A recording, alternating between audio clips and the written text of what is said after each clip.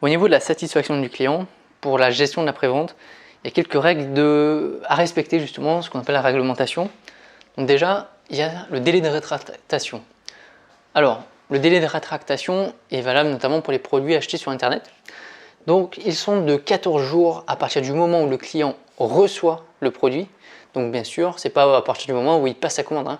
Parce que bon, ça peut arriver hein, que quelqu'un vous refuse le délai de rétractation parce que vous avez fait votre commande il y a 14 jours alors qu'en fait, vous l'avez reçu qu'il y a moins de 10 jours. Donc non, c'est vraiment à partir du moment où le client il reçoit sa commande chez lui. Après, les retours par contre sont aux frais du client. Alors ils peuvent être offerts si c'est une politique commerciale de remboursement de l'entreprise, mais le droit dit qu'en cas de retour de la part du client, où justement il n'y a aucune raison qui est exigée, c'est-à-dire qu'on peut faire un retour si on le souhaite comme on veut, dans cette délai de 14 jours, de manière sans dire exactement pourquoi est-ce qu'on le retourne, on n'a pas à justifier. Par contre, les retours sont à notre frais. Et selon la politique de remboursement de l'enseigne, des fois on peut se les faire rembourser si c'est son choix. Mais on ne peut pas reprocher à une entreprise de ne pas nous les rembourser parce que de toute façon, le droit explique bien que les retours sont aux frais du client. Donc première chose, le délai de rétractation. Deuxième chose, toutes les garanties légales qui sont liées au produit. Il y a deux garanties, notamment la garantie légale de conformité et la garantie légale des vices cachés. Donc, la garantie légale de conformité, elle protège le consommateur contre la mauvaise conformité du produit. Exemple, vous commandez une voiture rouge et on vous livre une voiture bleue. Donc ça, c'est une mauvaise conformité.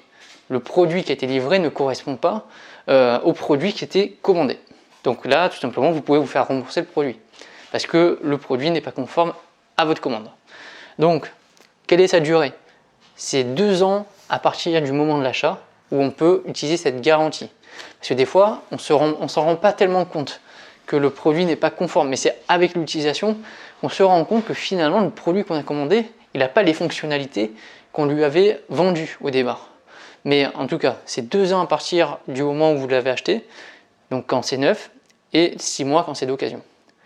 La conformité, elle peut avoir sur le prix, sur la couleur, sur la taille, sur les fonctionnalités, donc sur toutes les fonctionnalités techniques ou commerciales du produit. Et là, c'est au vendeur justement de prouver que le produit était bien conforme, à la livraison pour ne pas avoir à mettre en place cette garantie légale de conformité. Donc, par exemple, il y a un acheteur, il met en place cette garantie, ça sera au vendeur de prouver que en fait l'acheteur il est de mauvaise foi et qu'en fait le produit était bien conforme à la livraison.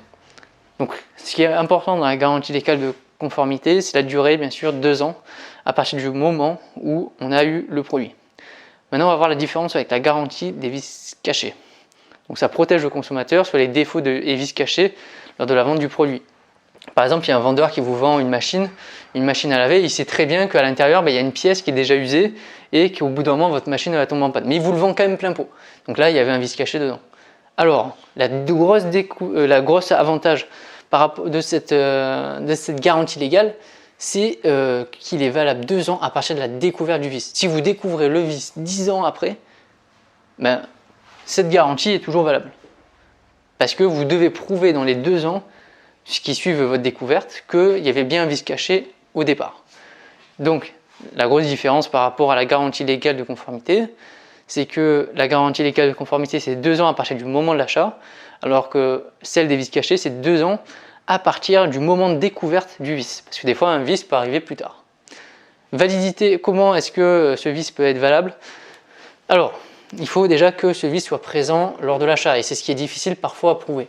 Ensuite, il ne doit pas être une conséquence d'une mauvaise utilisation, c'est-à-dire qu'on ne peut pas reprocher au vendeur d'avoir caché justement un problème, alors qu'en fait c'est le fait de l'avoir mal utilisé que ce problème est apparu. Donc ça on ne peut pas le mettre en avant, donc vous voyez bien qu'elle est assez puissante cette garantie, mais par contre elle est assez difficile à prouver, parce qu'en plus c'est à l'acheteur de le prouver. C'est-à-dire que c'est à l'acheteur de prouver qu'au moment de l'achat ce vice il est existant, et des fois c'est pas évident. Donc bien sûr chaque garantie a ses avantages et ses inconvénients. L'avantage de la garantie légale de conformité, c'est que c'est au vendeur de le prouver, donc vous n'avez rien à faire. Par contre, vous n'avez rien à faire si vous êtes client, bien sûr. Par contre, c'est qu'elle dure 2 ans, à partir du moment de l'achat.